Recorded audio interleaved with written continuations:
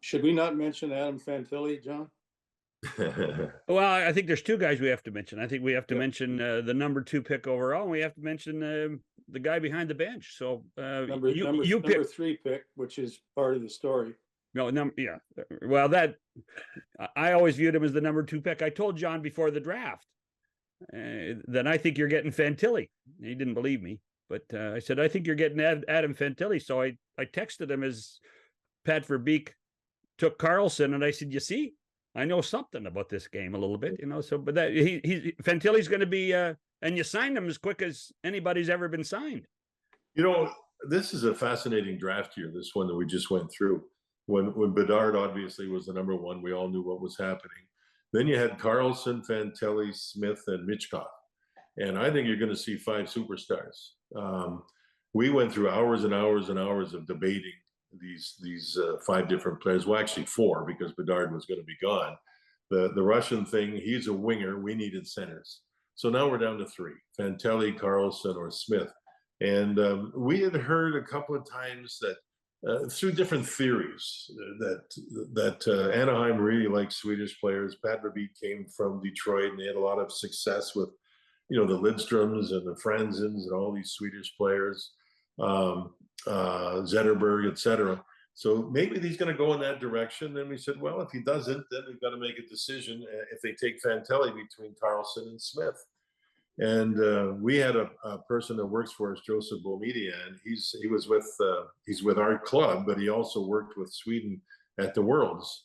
And Carlson made that team, and so he saw him practice every day. He saw him work. He saw how he thinks. All this stuff, it was off the charts. We watched Smith a lot, and this kid has hockey sense that it belies. It's remarkable. This kid's going to blow numbers away next year in the NCAA that I think you're going to just be mind-boggled about watching this whole thing.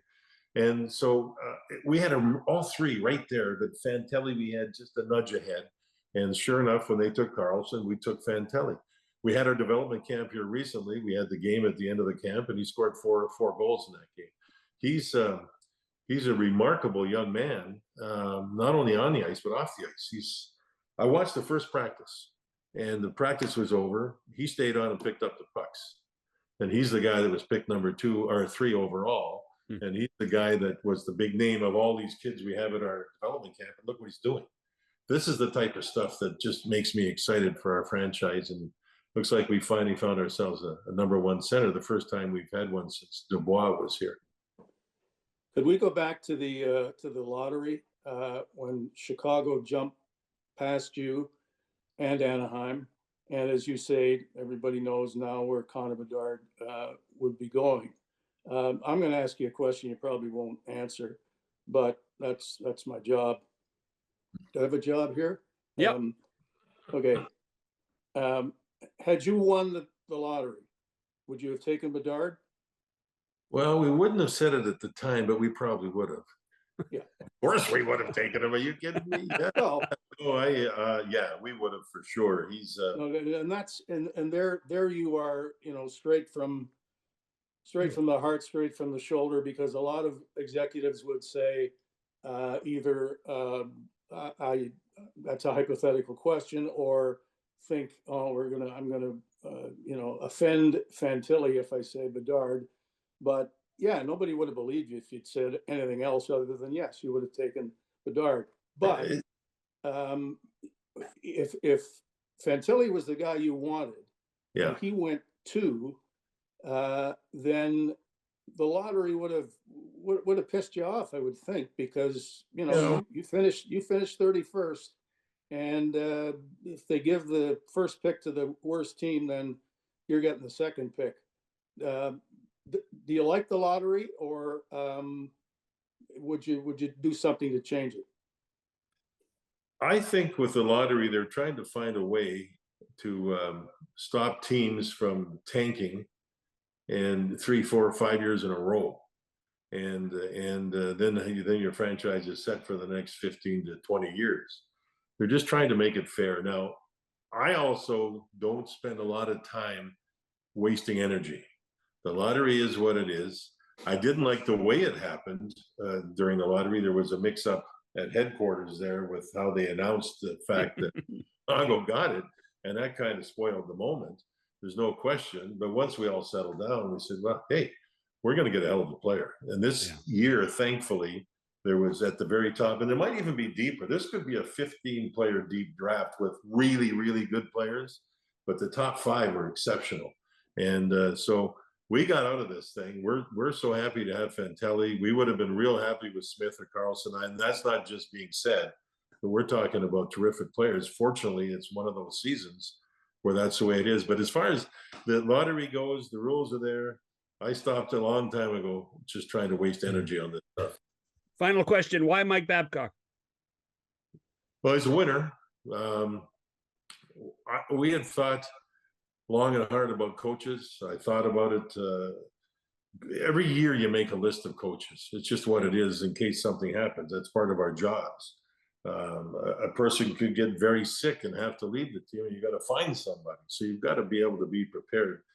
And then I looked at our last season and things that went wrong. And during our exit meetings, we told every player and told them all that the country, and I don't mean it, we were a country club, but the atmosphere of whatever happens is over. We need to find somebody that's going to come in here that has a reputation of being a leader, of a reputation of can be tough if he has to, a reputation of winning, which he's done a lot of, and a guy that is going to have players prepared to play the game. And that includes off season and regular season. Then we knew we had to deal with all the reputation and all that type of stuff. And we did our research. We were exhausted with that. And I could give you a list, and I won't, but I could, of a number of Hall of Fame players, a number of Hall of Fame executives that Mike Babcock passed the test with royal colors. He's a family man. He has a great family. He also got into in-depth conversations of how he spent his time over the last 3 years not coaching to make himself a better person in his own ways, with his family, with his children, with everything. One of the first meetings we had with him was at my home here in Columbus, and we had Mike Priest, who's above me underneath the ownership, and we had to ask hard questions and get straight answers. And one thing about Mike, you get straight answers. Whether you want to hear it or not, you get straight answers. And so when we sifted through everything, and one thing Mike said, he said, I understand the process we're going through. You've got to protect your franchise, but we have to protect our ownership. John H. McConnell, who was the original owner that brought the team here, has long since passed away, but he has a mandate about conduct. He has a mandate about making Columbus a better city, being the Columbus Blue Jackets. And we went through everything, A to Z. And then we made the decision, and we're comfortable with the decision. Well, that's it'll be a quick one, quickly, Mike, or John, about Mike. Mike Madonna. Mike was accused plenty of times about benching him so he didn't get his 1500th game. And so we went and did. Mike told us what the truth was, and we went and checked it out. And sure enough, there was something like 30 games left in the season when he benched him a game. And then he didn't hit the 1500 mark or whatever the number was. Right. But the way it came across and the way it was talked about is it was like he benched on the last game and didn't give a rat's butt about playing the 1500th game. And that's how things get completely blown out of proportion. Some of the stuff was hard stuff. We talked about it, and he's ours now.